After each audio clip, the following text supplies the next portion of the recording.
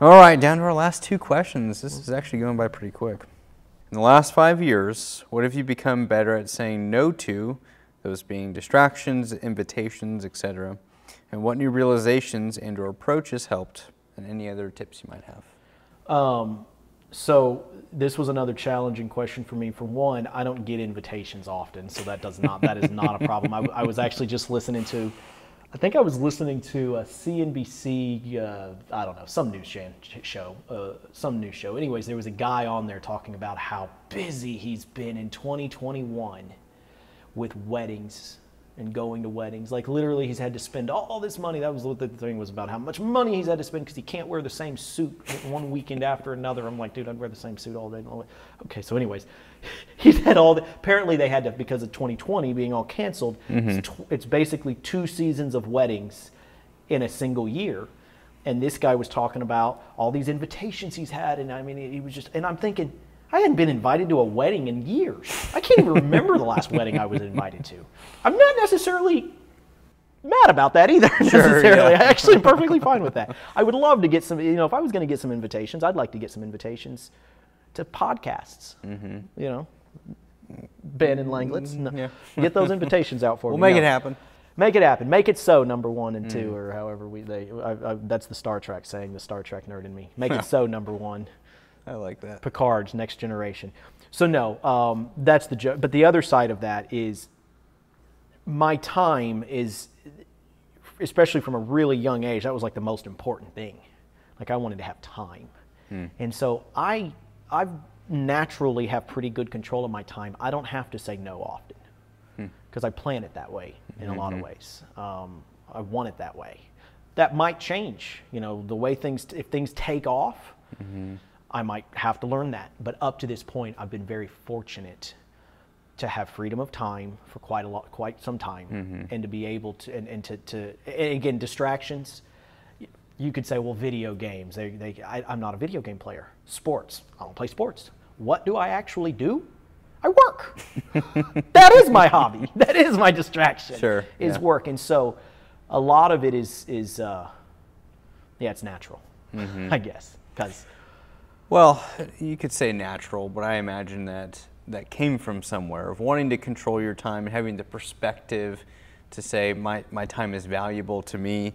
Where did that come from? Early mentors, early books, and conferences and whatnot that I would go to. They talked a whole lot more about time than they did money. Interesting. Because you can get lots of money. Sure. You can't get any more time. We all have, it's an equal playing field. We all have the exact same amount of time in the days, from a day or a month or a week. If we all live a healthy life, or if we live into old age, sure. if we're all fortunate, if you're fortunate enough to live into old age, you have generally a similar amount of time. So again, when you think of freedom, or time is more important than money in my mind. Yep. And that was not always the case, but it was the case pretty quickly. Let's put it this way, I was probably still a teenager when I had that viewpoint. Time mattered more than money, even though time mattered more than gaining wealth. Yeah. Gaining freedom of time. In other words, I could elaborate on that, but sure. I don't know that I am going to ask a spin-off question to that. How do you feel like you best manage your time?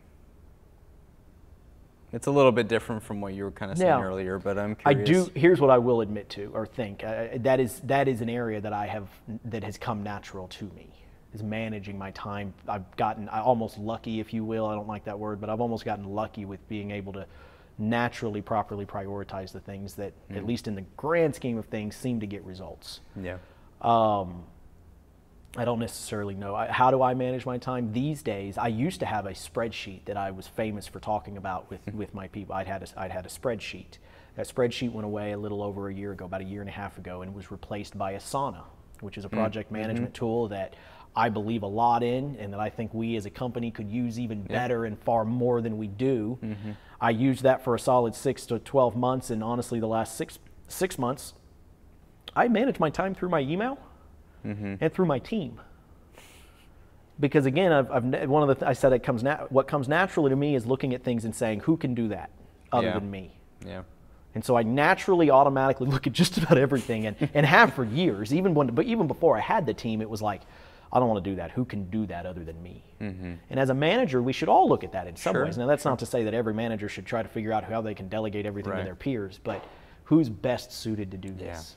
Yeah. And that's helped me with time management. Yeah, there's a huge skill piece to that of being individualistic enough to evaluate someone's strengths and find ways to give them ownership of something and help them hone those strengths and those skills.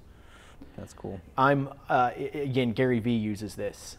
His success, he talks about how his success is actually because he's the laziest person in the room. And I can relate to that in a lot of ways. My motivation comes in a lot of ways is rooted in just being really lazy. I don't know how to really elaborate on that, but I think there's definitely a way to elaborate on that, because there's aspects of semantics when it comes to what laziness looks like. Exactly. And I think that you view it in a very different way, one in which that we could actually probably talk about it for a long time, and we'll get to that on the next one. One of the next ones, we'll talk about that, I'm sure. Yeah. Yeah. Okay. Anything else you want to say with? Well, I definitely don't know that I like the idea of leaving that last question with, I'm lazy. But, okay. I'm good. Yeah. You're not lazy. Let me put it. I definitely don't think my wife would believe that I'm lazy, even though she definitely sees my lazy attributes. So no, I definitely am not a lazy individual. But there is an element. It goes back to that time thing. Mm-hmm. My time was always so valuable at such a young age. My dad kind of taught me this. See, my dad has always cherished his time. Mm-hmm. Always. As a fireman, most firemen work 3 days or work a day, 24-hour shift, and then they have 2 days off. Mm-hmm. And he always guarded his free time. And not to say that he would do projects, he would do jobs and side jobs, but he always guarded a lot of that. And even to this day, his buddies make fun of him because he puts a lot of value on his time. Mm-hmm. And so I think I picked up some of that from him, and then of course some of the things that I've learned from there. Sure. Yeah. So it's about valuing your time. Mm-hmm. You could also call it lazy. Like I said, we'll get into that one another time. Let's go ahead and transition into our last question. Number 11. Of this episode.